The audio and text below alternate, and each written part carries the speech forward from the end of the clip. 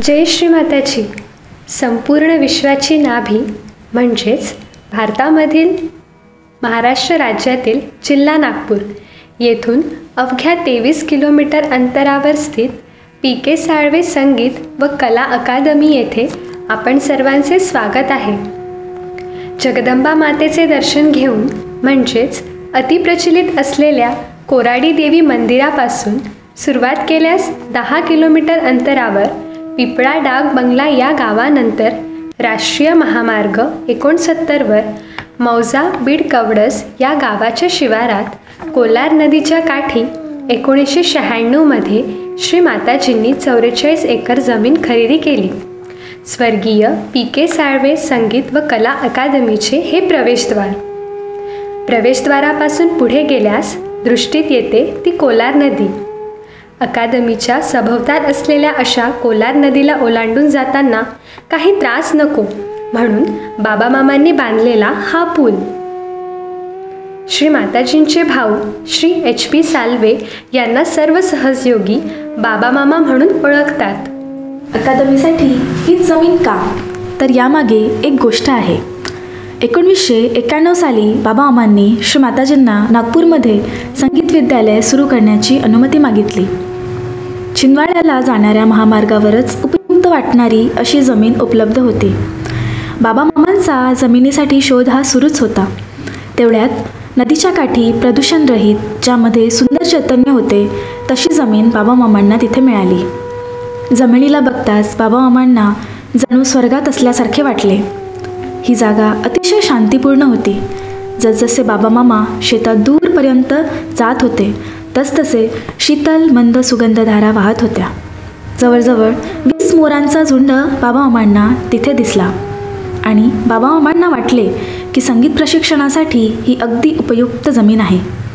श्री माताजींनी जमिनीबद्दल व तिच्या किमतीबद्दल जेव्हा ऐकले तेव्हा त्यांनी लवकरात लवकर ही जमीन विकत घेण्यास सांगितले. श्री माताजी लहान असताना त्यांच्या वडिलांसोबत येथे मासे पकडण्यासाठी यायच्या आणि म्हणून ही जमीन चैतन्याने परिपूर्ण होती. श्री माताजींच्या इच्छेनुसार जून 1996 रोजी या जमिनीच्या निर्णयावरती शिक्कामोर्तब झाला. केवळ 3 विद्यार्थ्यांपासून हे संगीत विद्यालय सुरू करण्यात आले. 1998 ते 99 या शैक्षणिक वर्षात 70पेक्षा जास्त विद्यार्थी या संगीत विद्यालयाशी जुळले. श्री माताजींच्या परमकृपेत निर्मल संगीत सरिताला सुरुवात झाली आणि निर्मल संगीत सरिताची पहिली कॅसेट बंदगी ही आली. पुढे संगीत व कलाक्षेत्रामध्ये हे कार्य सुरू झाले. त्याचाच एक भाग म्हणून ही अकादमी येथे सुरू करण्यात आली. देश विदेशातून आलेल्या सहयोग्यांना येथे संगीत व कला याबद्दल प्रशिक्षण दिले जात. प्रशिक्षणाच्या ज्ञानासोबत निसर्गाचा व परमचैतन्याचा भरपूर आनंद त्यांनी इथे घेतला. भारतीय सहयोगी त्यांच्यासाठी युरोपियन दर्जाचे जेवण तयार करीत असत. अशा प्रकारची सुव्यवस्था येथे केल्या जाई. अकादमीच्या या परिसरात सर्व सहयोग्यांना ध्यान करण्यासाठी ध्यानकक्ष आहे. हे ध्यानकक्ष अतिशय सुंदर अशा कोरीव कलेने सजविलेला आहे. गोलाकार असलेल्या या ध्यानकक्षाची बैठक ही माती व शेणाने सारवलेली आहे. सर्व सहयोगी येथे येऊन सामूहिक ध्यान करतात. रविवारी सकाळी 10 वाजता येथे सेंटर होत असते. अकादमीसाठी सोबत येथे शेतीसाठी सुपीक जमीन आहे.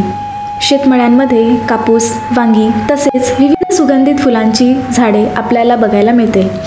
येथे फळांचा बगीचासुद्धा आहे ज्यात पेरू, आंबा अशा विविध फळांचा समावेश आहे. औषधी वनस्पतीची लागवड देखील येथे केली आहे. वृक्षवल्ली आम्हा सोयरे वनचरे आणि झाडे लावा झाडे जगवा या घोषवाक्यांसह जुलै महिन्यात या परिसरामध्ये वृक्षारोपण करण्यात आले. प्रत्येक वर्षी येथे वृक्षारोपणाचा कार्यक्रम आयोजित केला जातो. सहजयोगाचे वेगवेगळे उपक्रम येथे आयोजित केले जातात. जसे युवा शक्ती सेमिनार, ज्येष्ठ नागरिकांसाठी कॅम्प, बालशक्ती सेमिनार ज्यामध्ये चित्रकला, ललित कला, हस्तकला, काव्यकला व रांगोळी शिकवल्या जातात. त्यासोबतच संगीत व निसर्गाशी निगडीत सेमिनार येथे आयोजित केले जातात. संगीताच्या माध्यमातून श्री माताजींशी जोडणाऱ्या बाबा मामांना संगीतमय आदरांजली देखील येथे 2 मे रोजी दिली जाते. दरवर्षी येथे होळीचा कार्यक्रम सहज सामूहिकतेद्वारा साजरा केला जातो. यात बाबा मामांनी दिलेला हा अमूल्य संगीताचा वारसा देशविदेशातील साधक आजही जगभरात पुढे नेत आहेत. त्याचे उत्तम उदाहरण म्हणजे योगधाराची ही टीम. या साधकांनी देखील येथे येऊन चैतन्याचा मनसोक्त आनंद घेतला आणि विश्राम केला, तो येथील आश्रमांमध्ये, जिथे सर्व साधकांसाठी विश्रांतीची उत्तम सोय केलेली आहे. या निसर्गरम्य वातावरणात सूर्योदय आणि सूर्यास्ताच्या सोनेरी किरणात पक्षी व प्राण्यांचा आवाज आपले ध्यान आकर्षित करतात. कडेला वाहणाऱ्या कोलार नदीची खळखळ कानात ऐकू येताच मन प्रसन्न होते. येथील नैसर्गिक सौंदर्य मन मोहून घेते. हीच ती निसर्गाच्या कुशीत असलेली बाबा मामांची अकादमी, जी श्री माताजींच्या स्नेहाने रंगलेली, जणू हिरव्या गालिच्याने सजलेली सहज धरोवर. अशा या आपल्या मामाच्या गावाला आपण सर्व मुलांनी तर यायलाच हवे. जय श्री माताजी.